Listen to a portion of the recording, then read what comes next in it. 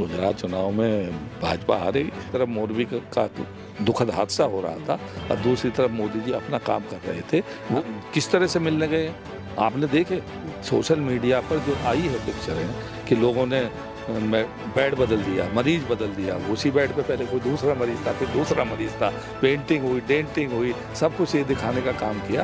देखिए आप जो हवा में जो बातें होती हैं और ग्रास रूट पर जो बात होती है उनको एक ना एक दिन हवा में ही उड़ जाती है हवा की बात। किसान की आय का भी आपने कहा हम दोगुना कर देंगे, आपने कहा था हम 2 करोड़ लोगों को रोजगार देंगे हर साल, आप महंगाई को कम करेंगे।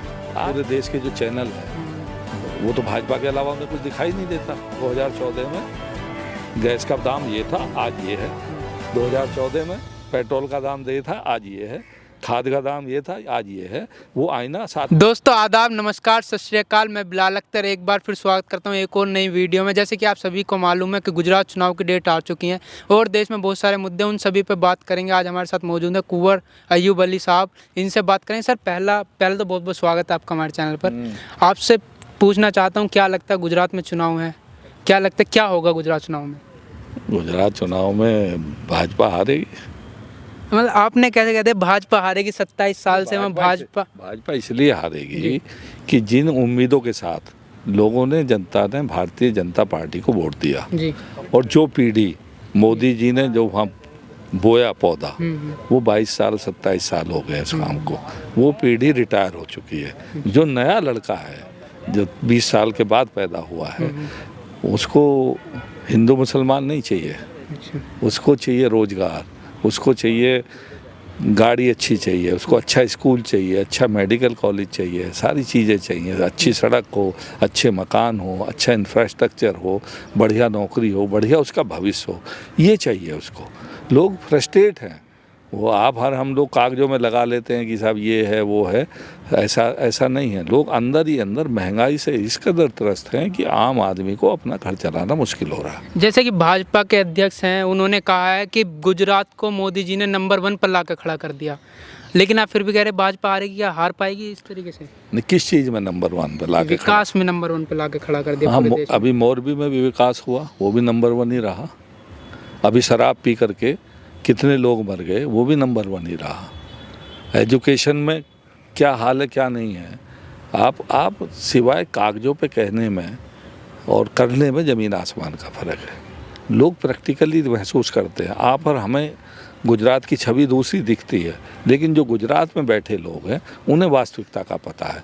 गरीब है, मजदूर है, किसान है, माइनॉरिटी के लोग हैं, पिछड़ी जाति के लोग हैं, उनको किस तरह से क्रश किया गया है। अब वो सब लोग एकजुट हो रहे हैं और वो चाहते हैं कि भाजपा को हटाया जाए। तो वही लोग 27 साल से भाजपा को लाभ नहीं, वो बात सही है कि 27 साल से राज कर रही है भाजपा, वो बात सही है, तो उसको कौन झुटला सकता है। लेकिन बदलाव जो है वो प्रकृति का नियम है। एक स्टेज पर आकर के आदमी जो है वो सब चीज़ों को जब समझने लगता है, आप कब तक किसका उल्लू बनाओगे? कब तक भगवान के नाम पर, धर्म के नाम पर, जाति के नाम पर कब तक वोट मांगोगे? अगर इतना ही विकास हुआ होता तो मोदी जी को 5 दिन अब नहीं लगाने पड़ते। मोरबी, एक तरफ मोरबी का दुखद हादसा हो रहा था और दूसरी तरफ मोदी जी अपना काम कर रहे थे। वो इस बात का प्रतीक है कि अब भाजपा में इतना दम नहीं है जितना दम कभी हुआ करता। लेकिन मोदी जी ने उस बीच कहा था कि मेरी आत्मा जो है वो मोरबी में जो हादसा हुआ उन लोगों के साथ। नहीं, मोरबी में कहने से नहीं फर्क पड़ता है। इतना बड़ा हादसा हो गया, 150 लोग जान से चले गए, क्या स्थगित नहीं हो सकता था प्रोग्राम? लेकिन मोदी जी बाद में मिलने तो गए थे उन लोगों। सवाल मोदी की जान किस तरह से मिलने गए आपने देखे सोशल मीडिया पर जो आई है पिक्चर है कि लोगों ने बेड बदल दिया, मरीज बदल दिया, उसी बेड पे पहले कोई दूसरा मरीज था, फिर दूसरा मरीज था, पेंटिंग हुई, डेंटिंग हुई, सब कुछ ये दिखाने का काम किया। तो देखिए आप जो हवा में जो बातें होती हैं और ग्रास रूट पर जो बात होती है उनको एक ना एक दिन हवा में ही उड़ जाती है हवा की बात। मुझे एक बात बताइए, क्या गुजरात के लोगों को रोजगार नहीं चाहिए? क्या गुजरात के लोगों को महंगाई से छुटकारा नहीं चाहिए? भाजपा तो कह रही कि हम रोजगार दे रहे हैं। अभी दिवाली पे ही मोदी जी ने 10 लाख रोजगार का ऐलान किया था। नहीं, ऐलान करना पिछले दिनों से, इतने दिनों से आप सरकार में हो, किसान की आय का भी आपने कहा हम दोगुना कर देंगे। आपने कहा था हम 2 करोड़ लोगों को रोजगार देंगे हर साल, आप महंगाई को कम करेंगे। आज हर चीज पर अब वो तुलनात्मक है। अगर अब दादा जो भाजपा का था, जो मोदी जी का भक्त है, जब वो मोदी जी की तारीफ करता है तो 8-10 साल का उनका पोता मोबाइल निकाल करके उन्हें आईना दिखाता है कि दादाजी ये देखो, ये कांग्रेस की 2014 में गैस का दाम ये था, आज ये है। 2014 में पेट्रोल का दाम ये था, आज ये है। खाद का दाम ये था, आज ये है। वो आईना साथ के साथ दिखा देता है। मोरबी की घटना को आप कैसे देख रहे हैं? एक्ट ऑफ गॉड था या एक्ट ऑफ फ्रॉड? नहीं, सवाल देखिए, घटना दुखद है और उस पर राजनीति करना भी दुखद है, लेकिन जो इस तरह की घटनाएं होती हैं वो हमेशा भ्रष्टाचार कहीं ना कहीं उनके जड़ों में होता है। लेकिन सर राजनीति तो हो रही है, लोग वो वीडियो ला रहे हैं बंगाल वाला जो मोदी जी ने उसमें बोला था कि एक्ट ऑफ गॉड नहीं, एक्ट ऑफ फ्रॉड है। बंगाल में राजनीति पार्टियां भी कर रही हैं वो। नहीं, मेरा सवाल का जवाब पूरा आया नहीं, आपने सुना नहीं। मेरा कहना है कि देखिए, ये घटना दुखद है। राजनीति हर चीज पे होगी और होनी चाहिए। आप इस बात को बताइए कि कौन जिम्मेवार है, किसने उनको परमिशन दी, किसने उनको लाइसेंस दिया, कितने लोग मरे, क्या आपने उनकी सिक्योरिटी का या बचाने का कोई इंतजाम किया? तो ये कौन करेगा? जब आप अच्छे क्रेडिट आप लोगे, जब मोरबी का आप पाँच दिन पहले पुल का उद्घाटन कर रहे थे तो कह रहे थे कि साहब सरकार ने बहुत बढ़िया काम कर दिया और सरकार ये काम कर रही है, और 5 दिन बाद जब 150 हमारे लोग शहीद हो गए, मर गए, तो उनका नुकसान किसको उठाना पड़ेगा?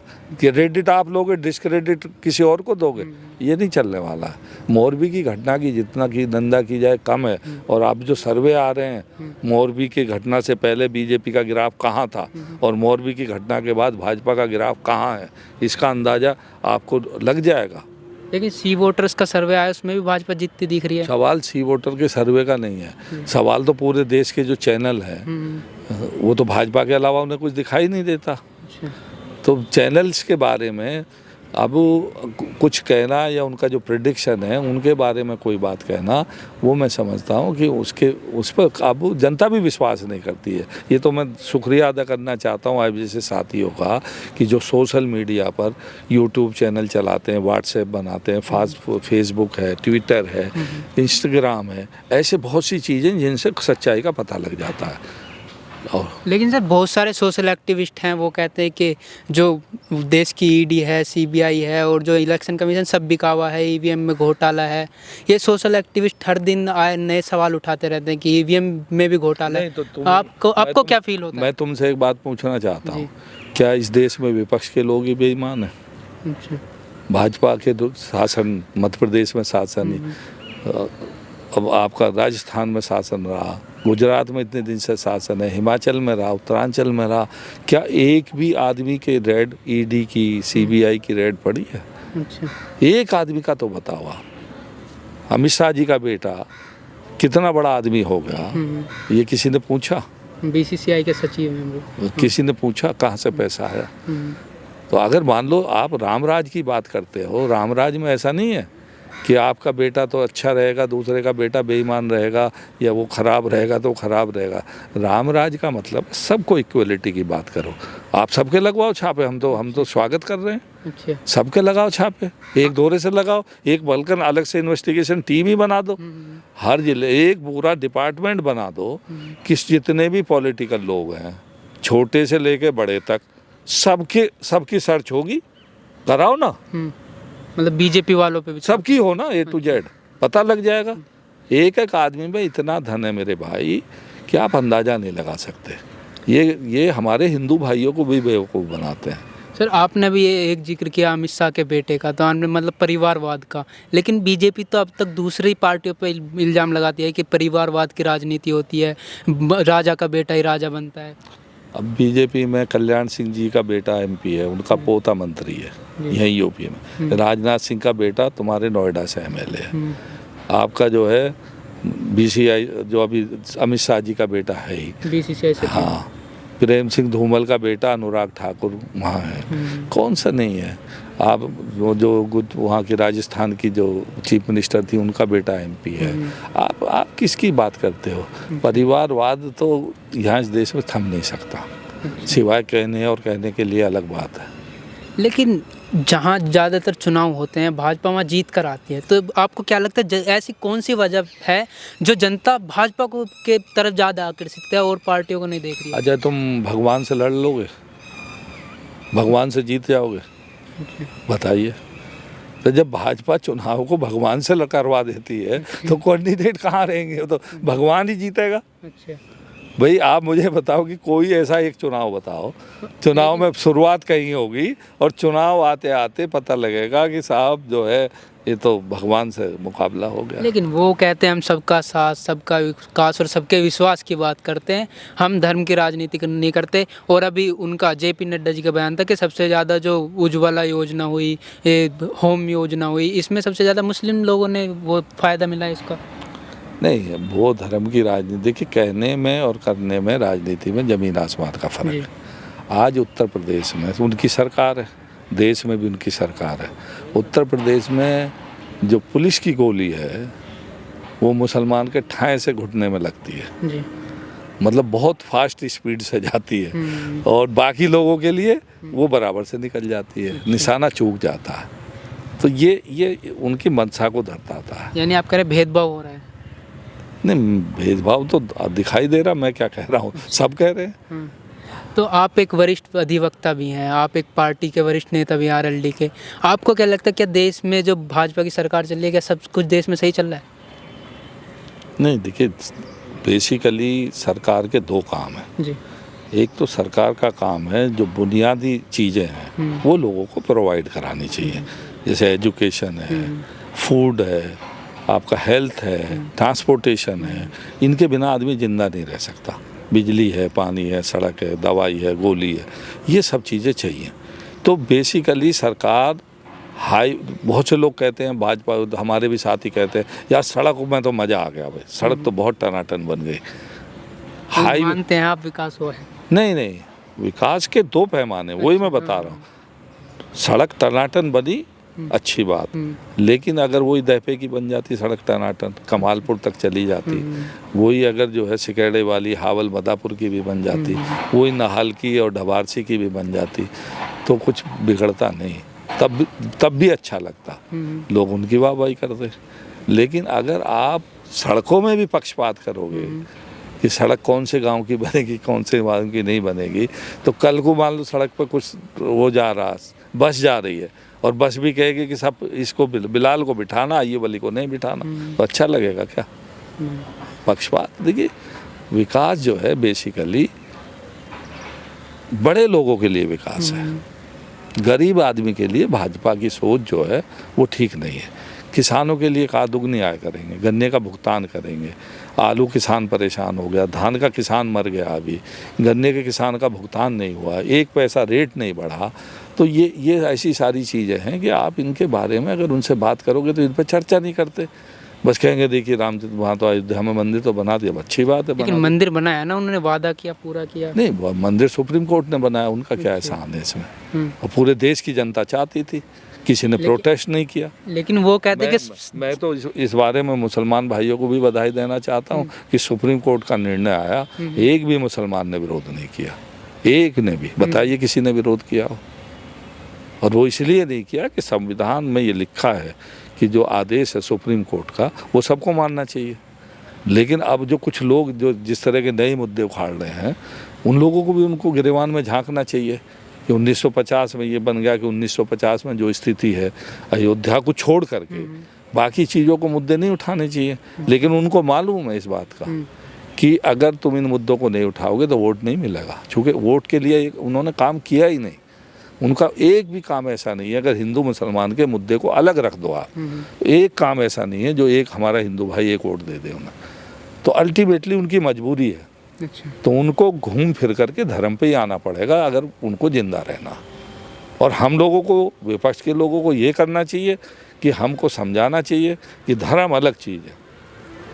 जहाँ तक मेरी बात है व्यक्तिगत, मैं जो अच्छा हिंदू होता है मैं उसकी पूरी कदर करता हूँ। मैं हमेशा कहता हूँ कि उस हिंदू की कदर करो जो तिलक लगा करके आए, उस हिंदू की कदर मत करो जो गोल टोपी लगा करके आपके बीच में आए। अच्छा।